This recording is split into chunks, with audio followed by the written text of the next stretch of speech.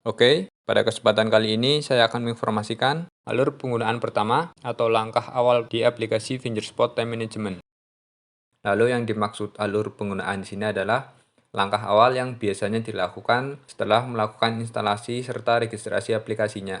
Jadi ini adalah tahapan awal untuk memulai atau mungkin menggunakan aplikasi Fingerspot Time Management. Tetapi sebelumnya saya informasikan juga karena di sini adalah alur penggunaan. Jadi akan saya informasikan secara singkat, tidak terlalu detail untuk setiap fitur atau mungkin alur yang ada dalam aplikasinya. Lalu, semua informasi yang saya berikan berkaitan dengan aplikasi Fingerspot Time Management atau FTM menggunakan mode Advance. Jadi, jika ingin langkah-langkah atau mungkin pengaturannya sesuai dengan informasi yang saya berikan, Anda juga harus merubah pengaturan globalnya menjadi pengaturan global yang Advance. Untuk caranya bisa mengikuti informasi di atas ini.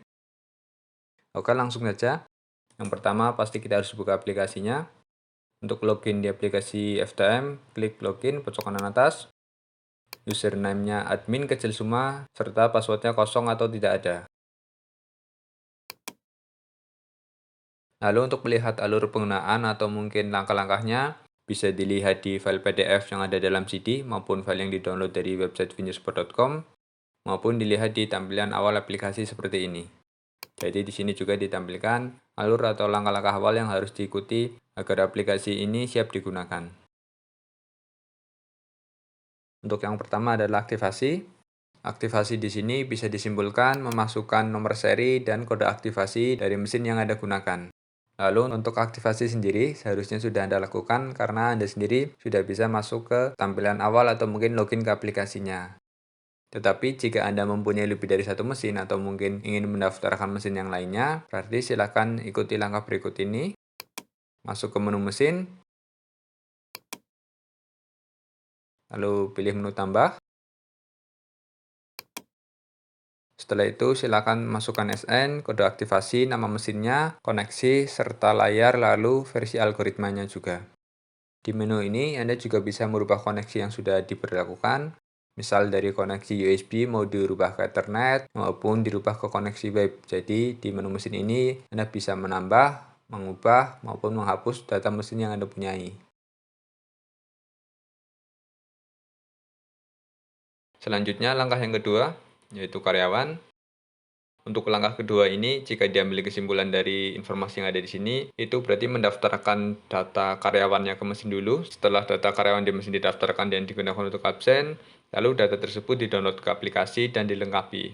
Tetapi karena saya akan menginformasikan dari awal, jadi dalam artian mesin belum digunakan, aplikasi juga belum digunakan, jadi akan saya balik prosesnya. Jadi saya tambahkan dulu di aplikasi, setelah data di aplikasi sudah selesai ditambahkan, saya upload atau mungkin kirim data karyawan tersebut ke mesin. Jadi nanti di mesin tinggal registrasi sidik jari, wajah, atau mungkin data yang lainnya. Karena nama-nama karyawan tersebut sudah diinput melalui aplikasi. Oke, langsung aja. Ini saya informasikan cara untuk menambahkan di aplikasi dulu. Kalau untuk menambahkan data di aplikasi nanti ada dua cara. Pertama nanti bisa diinput satu persatu, yang kedua nanti bisa diimpor menggunakan file Excel. Ini untuk cara yang pertama, masuk ke menu karyawan, lalu pilih tombol tambah. Setelah itu isi data karyawan yang dibutuhkan. Sedangkan untuk inputan yang wajib diisi adalah PIN dan juga nama depan. Untuk inputan yang lain nanti opsional atau mungkin boleh diisi boleh tidak. Tetapi ini akan saya input data yang paling umum digunakan, yaitu PIN, NIK,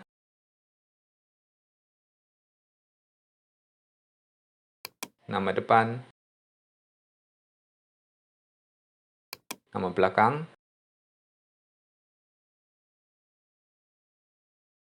departemen, dan juga jabatannya. Untuk inputan yang lain saya biarkan dulu, tetapi jika mau dilengkapi juga boleh. Setelah itu klik tombol simpan. Itu untuk cara yang pertama, namun cara ini akan lumayan memakan waktu jika data yang diinput itu mungkin lebih dari satu. Selanjutnya akan saya informasikan input data karyawan dalam jumlah banyak menggunakan file Excel. Sedangkan untuk template impornya sendiri nanti ada di folder instalasi aplikasi ini sendiri. Tetapi untuk saat ini file Excel-nya tidak saya informasikan lebih lanjut dulu. Saya berfokus pada alur penggunaannya dulu. Jadi dalam artian Anda sudah punya file Excel-nya dan file Excel itu sudah diisi. Langsung saja klik tombol impor, lalu pilih default, lalu pilih file Excel-nya,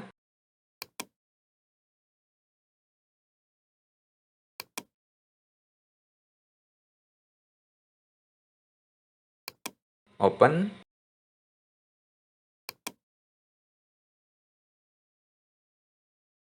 lalu klik tombol import. Pastikan muncul pesan selesai, berarti data tersebut sudah berhasil diimpor ke aplikasi.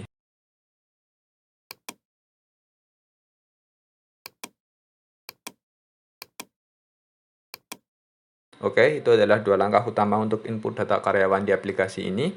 Selanjutnya saya akan menginformasikan cara untuk upload atau kirim data karyawan ini ke mesin yang digunakan. Jadi untuk saat ini posisi mesinnya belum ada data karyawannya, jadi akan kita isi menggunakan data dari aplikasi ini. Untuk mengisinya sendiri nanti banyak caranya, bisa menggunakan flash disk, kabel LAN, atau mungkin WiFi, atau mungkin koneksi yang lain. Yang pertama akan saya contohkan menggunakan media flash disk, ini yang paling umum. Silakan buka menu mesin, lalu pilih mesin yang akan diupload data karyawannya. Lalu pilih menu upload user, pilih upload user ke mesin, lalu pilih karyawan yang akan diupload ke mesin, bisa dipilih satu atau mungkin dua atau banyak sekaligus. Lalu geser ke tabel sebelah kanan,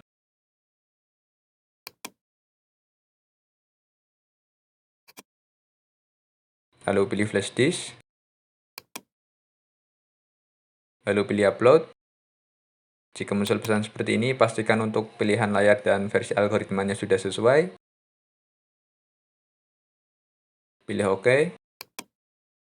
Lalu pilih flash disk yang sudah tertancap di komputer Anda. Setelah itu pilih OK. Setelah itu tunggu sampai prosesnya selesai. Jika prosesnya sudah selesai, ditandai dengan muncul pesan proses selesai. Lalu silakan cek data karyawan yang ada di flash disk Anda. Seharusnya sudah ada beberapa file baru. Seperti contoh ini, nanti untuk jumlah filenya atau mungkin nama filenya menyesuaikan dengan mesin yang Anda gunakan. Setelah itu cabut flash disknya, tancapkan ke mesin absensi, dan nanti pilih menu upload user. Untuk menu upload user atau mungkin karyawan sendiri, nanti mungkin beda mesin beda ya. Nanti disesuaikan saja dengan tipe mesin yang Anda gunakan. Setelah data selesai diupload ke mesin, selanjutnya tinggal registrasi sidik jari, wajah, atau mungkin data yang lainnya di mesin absensinya. Karena untuk data ID atau mungkin PIN beserta namanya sudah kita upload tadi dari aplikasi menggunakan medianya flash disk. Jadi tidak perlu lagi input satu persatu. Selanjutnya akan saya contohkan juga untuk upload datanya menggunakan media koneksi kabel LAN maupun jaringan WiFi. Untuk prosesnya kurang lebih sama seperti tadi. Yang terpenting untuk pengaturan jaringan baik di mesin, PC, maupun aplikasi sudah sesuai agar nanti data tersebut bisa terupload secara langsung dari aplikasi ke mesin absensinya. Silakan pilih mesinnya, lalu pilih menu upload user,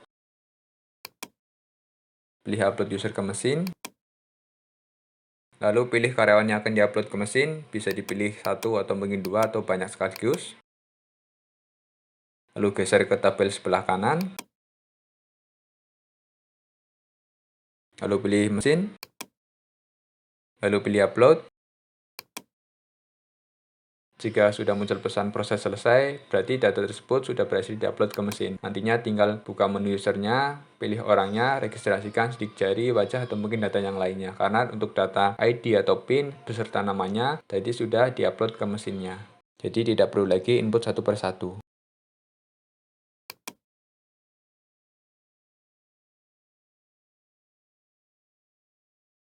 Selanjutnya adalah langkah yang ketiga. Untuk langkah ketiga di sini seperti membuat jam kerja, lalu membuat dasar jadwal seperti hari efektif kerjanya, lalu menentukan dasar jadwal yang sudah dibuat sebelumnya ke setiap karyawan atau mungkin pegawainya. Oke, langsung aja ke menu jadwal,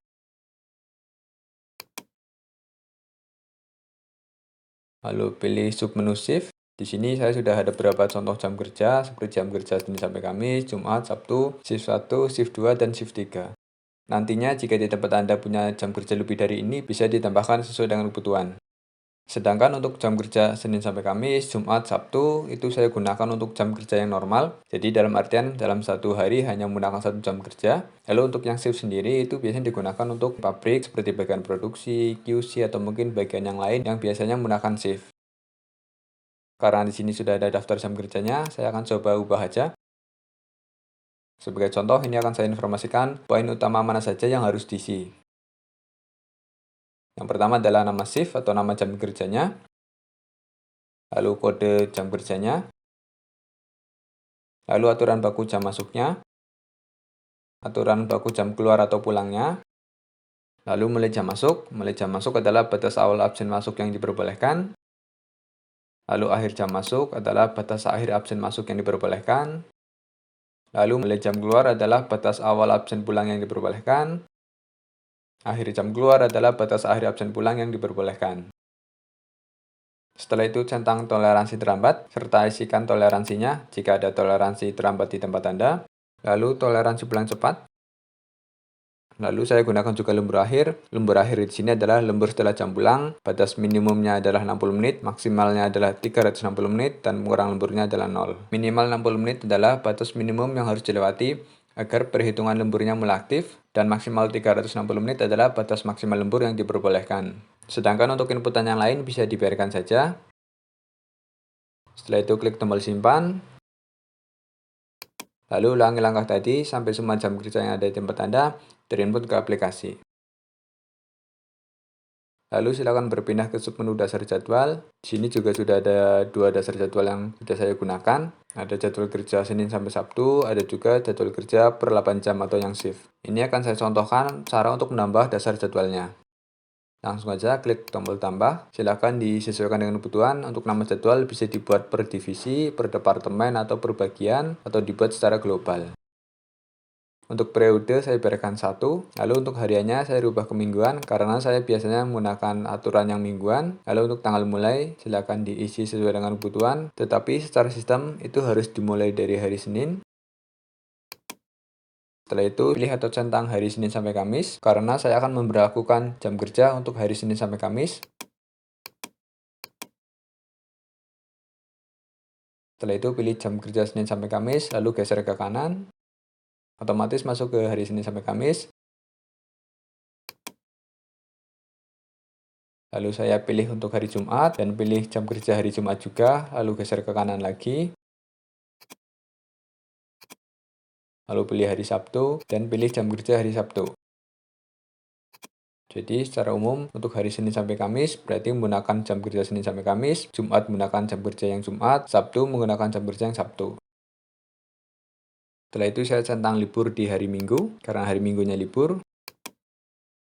Setelah itu klik tombol simpan, maka jadwal kerja yang pertama sudah berhasil dibuat. Selanjutnya saya akan mencontohkan jadwal kerja yang kedua. Untuk jadwal kerja yang kedua di sini adalah jadwal kerja shift. Untuk aturannya kurang lebih sama seperti yang tadi, hanya saja nantinya untuk setiap harinya itu mempunyai lebih dari 1 jam kerja. Karena biasanya jam kerja shift ini dalam satu hari bisa digunakan tiga-tiganya sekaligus. Cuma nanti mungkin beda divisi, departemen, atau mungkin kelompoknya.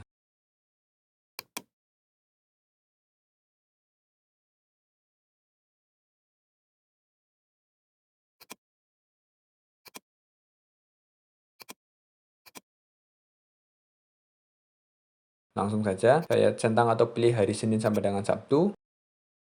Lalu pilih shift 1, geser ke kanan. Shift 2, geser ke kanan lagi. Shift 3, geser ke kanan lagi. Jadi dalam satu hari mempunyai 3 jam kerja, shift 1, shift 2, dan shift 3. Nantinya secara otomatis aplikasi akan mendeteksi orang tersebut atau karyawan ini di hari ini menggunakan shift 1, shift 2, atau mungkin shift 3, tergantung nanti dari absen masuk dan absen pulangnya. Setelah itu klik tombol simpan. Setelah itu, Anda bisa menambahkan jadwal kerja yang lain yang mempunyai pola aturan berbeda. Bisa dibuat per divisi, per departemen, per kelompok, atau mungkin per orang juga bisa. Setelah semua jadwal kerjanya selesai dibuat, kita masuk ke langkah berikutnya, yaitu memberlakukan jadwal kerja yang sudah dibuat tadi ke setiap orang atau karyawannya. Silakan buka menu karyawan. Lalu pilih atau centang karyawan yang akan diberikan atau berlakukan jadwalnya, jadi bisa dipilih secara banyak ya. Lalu pilih menu dasar jadwal, pojok kiri bawah. Lalu pilih dasar jadwalnya.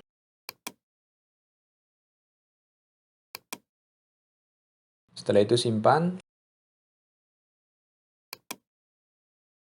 Lalu ulangi langkah yang sama untuk karyawan yang lain juga. Jadi disesuaikan karyawan tersebut menggunakan dasar jadwal atau mungkin jadwal kerja yang mana.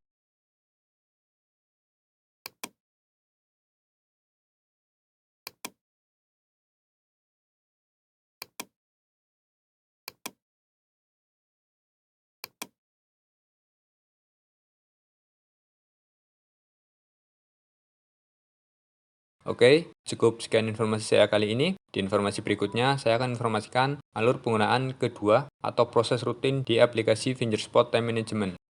Sedangkan untuk proses rutin yang dimaksud seperti download data presensi, input data izin, dan pelaporan data presensi. Dan juga, setelah selesai melakukan langkah pertama ini, untuk aplikasi dan mesin absensinya sudah siap untuk digunakan. Terima kasih.